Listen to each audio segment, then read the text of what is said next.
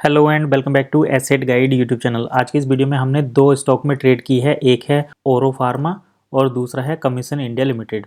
तो इन दो स्टॉक में हमने ट्रेड की है। एक हमारी ट्रेड प्रॉफिटेबल रही, दूसरी में थोड़ा सा लॉस रहा। एसएल मतलब हिट हुआ, लगभग कॉस्ट टू कॉस्ट ही रहा। तो चलिए ट्रेड का लॉजिक समझ लेते हैं और जो 20 पॉइंट हम लेकर चलते हैं वो यहाँ पर हमने कैप्चर करे।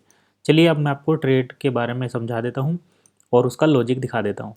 तो आज क्या हुआ, शुरू में हम जो मॉर्निंग सेटअप रहता है उसके अकॉर्डिंग ट्रेड नहीं ली, आज दूसरा सेटअप एक फॉलो करा। तो यहाँ पर देखिए, कल जो हमने बात करी थी ओपन हाई वाली, वो यहाँ पर बना हुआ था 27, जैसे ही आज ओपन हुआ तो ये यहाँ पर हाई था। अब यहाँ पर हमने एक कैंडलस्टिक पैटर्न देखा, ये यहाँ पर इसका मतलब क्या हो गया कि इस रेड कैंडल को ग्रीन कैंडल ने कैप्चर कर लिया, यानी कि अब मार्केट यहाँ से ऊपर जाएगा। लेकिन हम यहाँ पर क्या देख रहे हैं, 40 एसएम में और 20 एसएम में निगेटिव में है, और ये जो मार्केट है 200 एसएम के लगभग नीचे चल रहा है, उसको क्रॉस कर रहा है। तो ऐसी कंडीशन में कॉल साइड की ट्रेड एकदम से नहीं ली जाती, तो हमने ये नहीं ली। उसके बाद ये फिर दोबारा आया। जैसे ही मार्केट दोबारा आता है और यहाँ पर ये सस्टेन करता है इसके ऊपर, तो यहाँ से मुझे इंट्राडे का एक अपॉर्चुनिटी मिली और मैंने यहाँ पर कॉल साइड में ट्रेड ली। अब देखिए, मैं यहाँ पर ये भी जानता हूँ कि यहाँ पर ये हाई है तो इसको क्रॉस नहीं करेगा, करेगा भी तो कर सकता है, लेकिन हमें ये अपना हाई पॉइंट मान के चलना है। तो यहाँ से एंट्री ली और ये इस तरीके से यहाँ पर बस जो है एग्जिट कर दिया जब ये 200 SMA को क्रॉस किया। अब ये मार्केट कहीं भी जाए वो हम आगे देखकर अगली ट्रेड को प्लान करेंगे, लेकिन फ़िलहाल कमीशन इंडिया लिमिटेड पर हमने इसी सेटअप के हिसाब से ट्रेड ली है, जो कि काफ़ी सक्सेसफुल रही।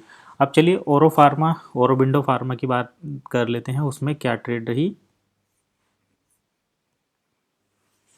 तो अब हम आ गए हैं औरोबिंदो फार्मा पर। तो यहाँ पर देखिए क्या हो, यहाँ पर हम किस तरीके से देखिए अपना सेटअप जो है लगा रहे थे और सेटअप को किस तरीके से हमने यहाँ पर एग्जीक्यूट करा। हालांकि ट्रेड सही थी लेकिन कॉस्ट टू कॉस्ट ही निकल गए। रीजन उसके पीछे ये था, ये तो है 200 एसएम में, यानी कि 200 एसएम में इसके नीचे है। दूसरा यहाँ पर 20 एसएम ने 50 एसएम को नीचे की तरफ क्रॉस किया, यानी कि यहाँ पर हमारा सेल साइड में ट्रेड बना। ठीक है, हम कहीं यहाँ पर एंटर हुए। ये ट्रेड लगभग वही 11 साढ़े 11 बजे के आसपास ली गई थी और इस ट्रेड को लेने के बाद यहाँ पर हमें अच्छा खासा प्रॉफिट भी दिखाई दिया। अब इस ट्रेड में हम करते क्या है कि यहाँ पर देखिए, मुझे ये लग रहा था कि जब 200 SMA को इसने क्रॉस कर दिया तो जब तक यहाँ पर ये जो एंगल है ये लगभग मैं इसको सोच रहा था, ये 45 तो हो गया, वैसे 45 पर निकल जाना चाहिए था, तो यहाँ पर हमारा एग्जिट बन जाता। लेकिन मैंने यहाँ पर बड़ा प्रॉफिट बुक करने के लिए इसको जो है यहाँ पर एग्जिट नहीं किया, और रीज़न ये रहा, मतलब जब ये वापस आया और आने के बाद जो हमारा ये एसएल था वो हिट हो गया पॉइंट टू पॉइंट, मतलब कॉस्ट टू कॉस्ट ही हम यहाँ पर निकले हैं। तो इतनी कोई लॉस भी नहीं हुआ। लेकिन अगर देखा जाए तो इस ट्रेड ने भी प्रॉफिट दिया है, और अगर हम चाहे यहाँ तक भी काफ़ी अच्छा रिस्क टू रिवॉर्ड बन रहा था, क्योंकि अगर देखा जाए तो यहाँ पर जो मेरा स्टॉप लॉस रखा हुआ था वो इसी कैंडल के हाई पर था 1228। लेकिन जैसे ही ये नीचे आया था तो मैंने इसको कॉस्ट टू कॉस्ट कर दिया था, और कॉस्ट टू कॉस्ट में वो ट्रिगर प्राइस का 1-2% रहता है पॉइंटों में, तो मतलब पॉइंटों में कुछ परसेंटेज रहता है जिसकी वजह से। तो अभी अगर देखा जाए तो ये देखिए वापस उसी साइड में चल रहा है। लेकिन अगर एक बार एसएल हिट हो गया तो हो गया, फिर ठीक है। मुझे यहाँ पर 50% क्वांटिटी बुक कर लेनी चाहिए थी, तो मैं इतनी बड़ी क्वांटिटी से ट्रेड ही नहीं करता कि मुझे कोई ज़्यादा बड़ा लॉस हो। तो चलिए, मैं एक ट्रेड में प्रॉफिटेबल रहा, दूसरी ट्रेड में यहाँ पर हमारा वापस एसएल हिट हुआ और मार्केट हमारी डायरेक्शन में ही जा रहा है। हालांकि मुझे एसएल जो है वो डे हाई या तो यहाँ पर रखना चाहिए था, लेकिन देखिए रिस्क टू रिवॉर्ड भी तो देखना पड़ता है, इसलिए मैंने यहाँ पर छोटा ही एसएल रखा था और उसको भी ट्रेल कर दिया था कॉस्ट टू कॉस्ट। तो मैं फिर भी कॉस्ट टू कॉस्ट निकल गया 1-2 पॉइंट के अंतर से ही। तो चलिए, यही थी आज की हमारी ट्रेड। और यहाँ पर देखिए 200 और 200 एसएम में ये तो स्विंग ट्रेडिंग के लिए रहता है, लेकिन 20-40 जो एसएम में होता है ये 20 एसएम में है, ये 40 एसएम में है। तो इन दोनों के बारे में बता देता हूँ। यहाँ पर देखिए क्या है, एसएम में मतलब लगभग मूविंग एवरेज का मतलब 20 कैंडल है उनका एवरेज होता है, और जितना भी एसएम में रहेगा, जैसे 20 एसएम में तो 20 कैंडल का एवरेज और 40 एसएम में तो 40 कैंडल का एवरेज। तो यहाँ पर क्या होता है, जैसे 20 एसएम में जब 40 एसएम को ऊपर से नीचे की तरफ क्रॉस करता है तो इसका मतलब ये होता है कि अब मार्केट में जहाँ यहाँ से जो है रिवर्स आने वाला है, यानी कि अब मार्केट में डाउन ट्रेंड शुरू होगा, लेकिन ये शॉर्ट टर्म के लिए ही रहता है। और जब ये नीचे से ऊपर की तरफ क्रॉस करता है, जैसे ये देखिए यहाँ पर, तो ऐसे टाइम पर हम कंसीडर करते हैं कि अब मार्केट में, जैसे यहाँ पर देखिए ये किया है, तो यहाँ से मार्केट में जो है अप ट्रेंड आने वाला है जब भी ये एक दूसरे को क्रॉस करते हैं। इंट्राडे में इससे हम काफ़ी बढ़िया ट्रेड पकड़ सकते हैं और काफ़ी अच्छे जो है ट्रेड लेते हैं। लेकिन इसमें क्या है कि हमें ये देखना पड़ेगा कि यहाँ पर इसको जितनी ज़्यादा प्रैक्टिस करेंगे उतना ही यहाँ पर कन्फर्मेशन हमें मिलता है।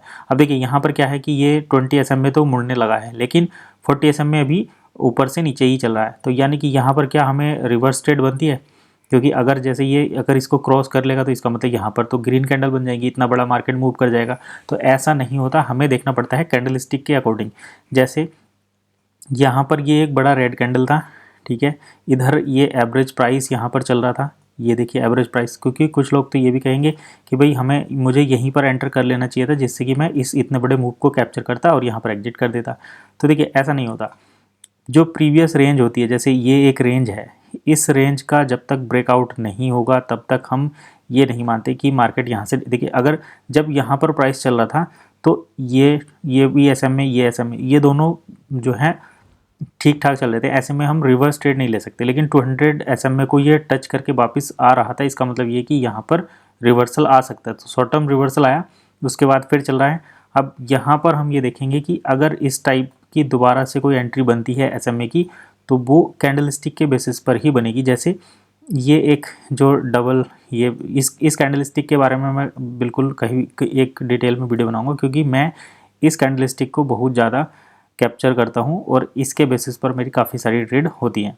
यहाँ पर ये देखिए, तो इसके बारे में हम डिटेल में एक वीडियो कैप्चर करेंगे। फिलहाल इस SM में जो टूल है मूविंग एवरेज का, उसके साथ हम किस तरीके से कैंडल स्टिक को कंबाइन करके प्रॉफिटेबल बन सकते हैं, ये हम डिस्कस करेंगे किसी और वीडियो में। फिलहाल मैंने इसी ट्रिक का यूज किया है SM में, टेक्नोलॉजी 2040 SM में। तो ये कैसा लगा टिप्स, कमेंट करके जरूर बताइए। कुछ और इसी से रिलेटेड पूछना है तो कमेंट कर सकते हैं। बाकी मिलेंगे नेक्स्ट वीडियो में नई इन्फॉर्मेशन के साथ, तब तक के लिए कीप वॉचिंग एसेट गाइड।